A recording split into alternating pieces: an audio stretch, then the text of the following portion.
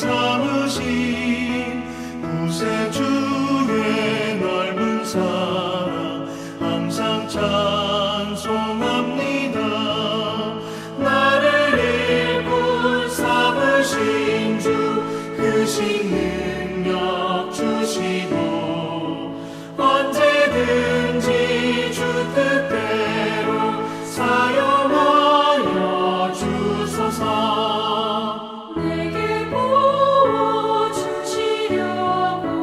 은혜 예비하신 주 주의 은혜 채워주사 능력 있게 하소서. 나를 일꾼 삼으신 주 크신 능력 주시고 언제든지 주 뜻대로 사용하여 주소서.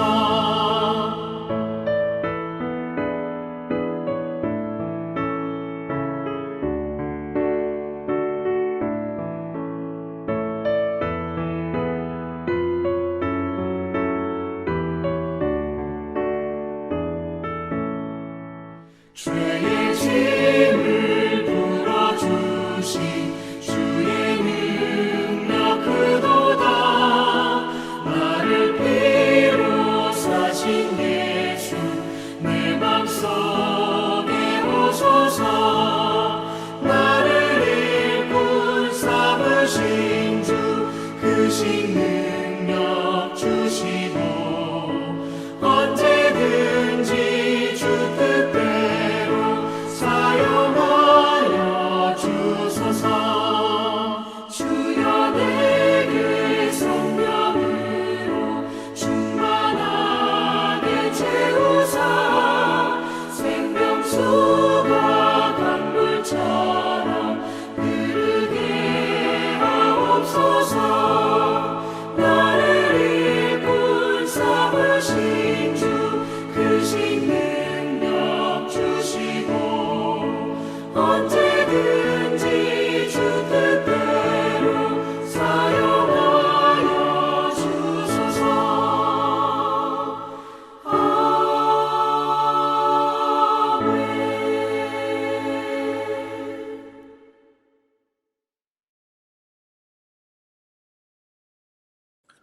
오늘 우리에게 주신 하나님의 말씀은 출애굽기 4장 18절부터 23절의 말씀입니다. 구약성경 87쪽입니다. 출애굽기 4장 18절부터 23절의 말씀을 드라마 바이블로 낭독합니다. 모세가 그의 장인 이드로에게로 돌아가서 그에게 이르되 내가 애굽에 있는 내 형제들에게로 돌아가서 그들이 아직 살아있는지 알아보려 하오니 나로 가게 하소서. 이드로가 모세에게 평안히 가라. 여호와께서 미디안에서 모세에게 이르시되 애굽으로 돌아가라. 내 목숨을 노리던 자가 다 죽었느니라. 모세가 그의 아내와 아들들을 나귀에 태우고 애굽으로 돌아가는데 모세가 하나님의 지팡이를 손에 잡았더라. 여호와께서 모세에게 이르시되 네가 애굽으로 돌아가거든 내가 내 손에 준 이적을 바로 앞에서 다 행하라. 그러나 내가 그의 마음을 완악하게 한즉 그가 백성을 보내주지 아니하니니 너는 바로에게 이르기를 여호와의 말씀에 이스라엘은 내 아들 내 장자라. 내가 네게 이르기를 내 아들을 보내주어 나를 섬기게 하라 하여도 네가 보내주기를 거절하니 내가 내 아들 네 장자를 죽이리라 하셨다 하라. 화요일 아침입니다. 오늘도 주님의 은혜가 우리 가운데 충만한 하루가 되기를 축복합니다. 아멘. 오늘 본문 이전 3장부터 4장 17절까지는 모세가 하나님과 깊은 대화를 통해 하나님의 마음을 알게 되는 내용이 나옵니다. 이렇게 하나님을 경험한 모세는 이전과는 확연히 달라진 행동을 보여줍니다.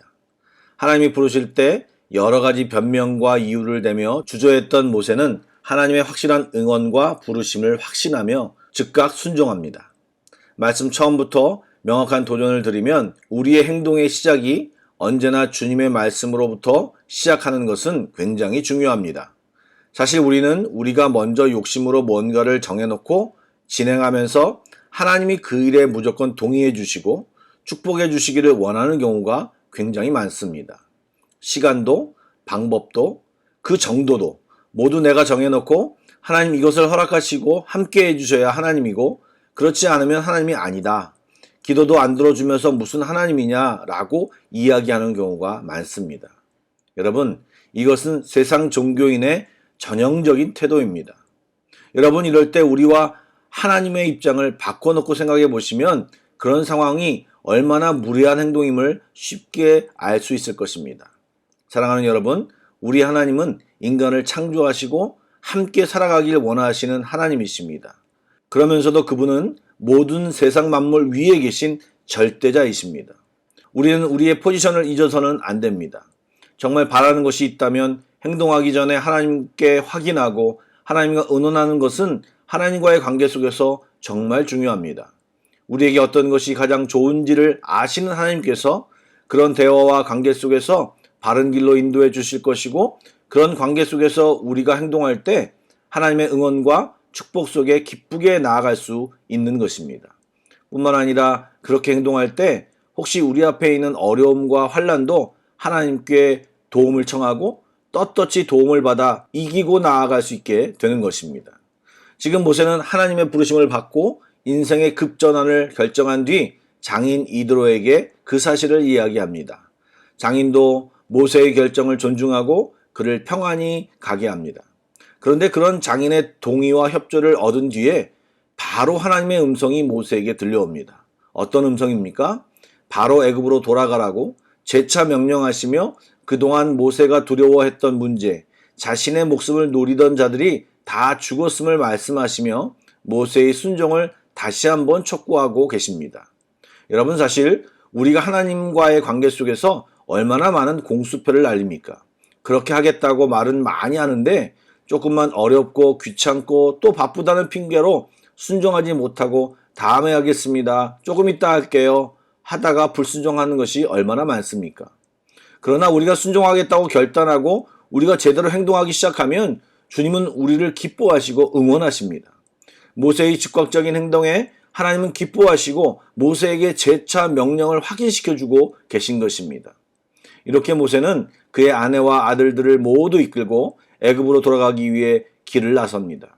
그런데 20절 말씀에 우리가 주목해야 할 부분이 있습니다. 제가 20절 말씀을 읽어보겠습니다. 모세가 그의 아내와 아들들을 나귀에 태우고 애굽으로 돌아가는데 모세가 하나님의 지팡이를 손에 잡았더라. 아멘. 원래 모세의 손에는 그동안 양을 칠 때부터 가지고 다니던 지팡이가 있었습니다. 다른 지팡이가 아닙니다. 4장 2절에 나타난 그가 평소에 들고 다니던 지팡이였습니다.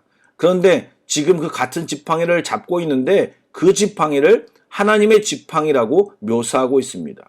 예, 오늘 본문 앞부분을 조금 읽어보시면 아시겠지만 하나님께서 그 지팡이를 사용하시어 모세에게 이적을 보여주시며 하나님이 함께 하시겠다고 약속해 주셨습니다. 그렇기 때문에 그 지팡이는 똑같은 지팡이임에도 불구하고 하나님의 임재와 약속을 상징하는 증거이자 도구가 되었습니다. 지금 모세가 그것을 손에 잡았다라는 말은 이제 애굽을 향해 가면서 홀로 가는 것이 아니고 하나님과 함께 가고 있음을 말하고 있는 것입니다. 그렇게 하나님의 지팡이라는 말은 하나님과 동행한다는 의미와 함께 또 다른 의미가 그곳에 포함되어 있습니다. 지팡이는 분명히 모세가 양을 칠 때 사용하던 도구였습니다. 지난 40년 동안 미디안 광야에서 왕자로서가 아니라 목자로서 살았기에 이제 어느 정도 목자로서 전문가가 되었을 것입니다. 그것을 상징하는 것이 바로 지팡이입니다. 그동안에는 그것을 활용하여 양들을 찾고 인도했습니다. 그런데 그 자신의 일, 전문 분야에 하나님이 임재하시고 하나님이 사용하는 그릇이 되었다라는 것입니다. 그냥 지팡이면 모세의 실력과 머리와 경험이 녹아져 있는 것을 상징하지만 이제 하나님의 지팡이라고 말하는 것은 하나님이 그 지팡이에 기름 부으셨고 그 모세의 경험에 기름 부으셨고 모세의 지혜에 기름 부으셔서 이제 그가 가진 지혜는 더 이상 모세의 지혜가 아니라 하나님의 지혜, 하나님의 능력이 그에게 임하였다라고 하는 것을 의미합니다. 여러분, 여름철 강가나 바닷가에서 익사하는 사람들은 대부분 수영을 어느 정도 하는 사람이라고 합니다. 왜요? 자신의 수영 실력을 과신하다가 죽게 된 것입니다. 아름다운 목소리가 있으면 가요만 부르면 되겠습니까? 기름 부음 받고 은혜 받고 하나님을 멋지게 찬양하는 사람이 되어야 할 것입니다. 공부를 잘합니까? 머리가 좋습니까? 자기 이름을 내고 높아지는 것도 중요하지만 그 스마트함을 하나님을 잘 증거하고 전하는데 사용하는 사람이 되어야 한다는 것입니다. 지금 모세는 40년의 왕자로서 배운 모든 것, 광야 생활 가운데 배운 모든 것이 하나님께 기름 부음 받고 그것을 활용하여 하나님이 사용하실 것이라고 하는 것을 표현한 것이 이 하나님의 지팡이에 녹아져 있습니다. 주명수라는 분이 계십니다. 이분은 변호사이자 침례교 목사님이신데 이분이 침례를 행할 때 특이한 행동을 합니다. 그것이 뭐냐면 자기 직업을 상징하는 물건을 가져오게 한다고 합니다. 예를 들면 피아니스트면 피아노 모형, 컴퓨터 종사자면 마우스, 일반 사람들은 지갑 등을 가지고 와서 침례를 받을 때 함께 물속에 들어갔다가 올라옵니다. 이것은 자신의 생활, 자신의 삶, 직업이 하나님께 침례를 받고 하나님의 것으로 사용되라고 그렇게 한다고 하는데 굉장히 의미 있는 방법 중에 하나라고 생각이 됩니다. 우리의 강점이 그냥 우리가 드러나는 것이 아니라 하나님이 함께 하셔서 하나님의 일을 감당하는 것으로 사용되어야 한다는 것입니다. 우리의 수준이 아니라 하나님의 수준으로 활용되어야 합니다. 하나님은 물론 무에서 유를 창조하시는 분이시지만 우리가 가진 오병이어를 극대화하시는 분이시기도 합니다. 우리들이 가진 재능, 성격, 성품, 재정, 시간, 열정들을 귀하게 사용하시어 하나님의 아름다운 일들을 행하시길 주의 이름으로 축복합니다. 아멘. 아울러 지금 22절을 보면 이스라엘에 대해 뭐라고 말씀하십니까? 내 장자라고 말씀하십니다. 그 이후에 하나님이 하신 말씀을 집중하여 보시기를 원합니다. 내가 내게 이르기를 내 아들을 보내주어 나를 섬기라고 하여도 내가 보내주기를 거절하니 내가 내 아들 내 장자를 죽이리라 하셨다 하라 하시니라. 아멘. 여러분, 이스라엘이 뭔가를 잘해서 또 특출나서 하나님의 장자라고 칭하신 것이 아닙니다. 하나님이 그냥 은혜로 장자의 특권을 주었습니다. 그리고 그들로 하나님을 섬기게 하려고 보내주라고 명했을 때 그렇게 하지 않는 바로와 애굽의 장자를 치겠다고 하나님이 말씀하십니다. 이것은 지금 하나님께서 이스라엘에게 부여한 장자권에 걸맞는 그 품위를 지켜주시겠다라고 말씀하시는 것입니다. 회사에서 어느 정도 직급이 있으면 품위 유지비라는 것이 있습니다. 지금 하나님께서는 이스라엘을 장자로 삼고 그 장자로서의 권위와 하나님의 보호하심이 분명히 있음을 선포하고 있는 것입니다. 여러분, 우리는 하나님의 아들, 딸입니다. 존귀한 자들입니다. 그리고 그런 존귀함을 에서처럼 팥죽 한 그릇에 팔아버리지 말아야 할 것입니다. 자존심을 가지고 믿음으로 행동하여 하나님의 자녀됨을 드러내며 살아야 합니다. 엉망으로 살면서 하나님의 이름을 욕되게 해서는 안 될 것입니다. 그렇게 살면 그것은 바로 팥죽 한 그릇에 팔아버리는 에서와 같은 행동일 것입니다. 또한 하나님의 아들, 딸에게 주신 권위가 있음도 아시기 바랍니다. 그 권위를 사용하며 이 세상에 당당히 하나님의 아들, 딸로 살아가는 것이 우리의 특권이자 의무인 것입니다. 하나님의 아들, 딸로서 하나님의 얼굴과 명예에 먹칠하지 않고 그분께 영광을 올려드리는 삶을 우리가 살아야 할 것입니다. 사랑하는 여러분, 하나님의 아들, 딸로서 하나님의 말씀과 명령에 순종하는 삶을 삽시다. 또한 아들, 딸로서 품위를 지키는 삶을 살아야 할 것입니다. 순간의 감정에 우리의 품위를 쏟고 떨어뜨리지 말고 잘 인내하며 제대로 된 삶을 살도록 노력해야 할 것입니다. 축복합니다. 기도하시겠습니다. 우리를 자녀 삼으신 하나님 감사를 드립니다. 우리는 정말 존귀한 자들이며 축복받은 자들입니다.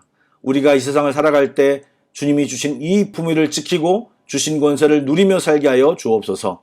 주신 말씀을 아멘으로 받으며 순종하며 살게 하여 주옵소서. 내 생각과 경험으로 사는 것이 아닌 주님의 지팡이를 붙들고 삶 속에서 주님을 경험하며 살게 하여 주옵소서. 오늘도 기도하는 저희들에게 주님 말씀하여 주시옵소서. 살아계신 예수님의 이름으로 기도드립니다. 아멘. 찬양 한 곡을 묵상하시고 합심기도와 개인기도로 나아가겠습니다.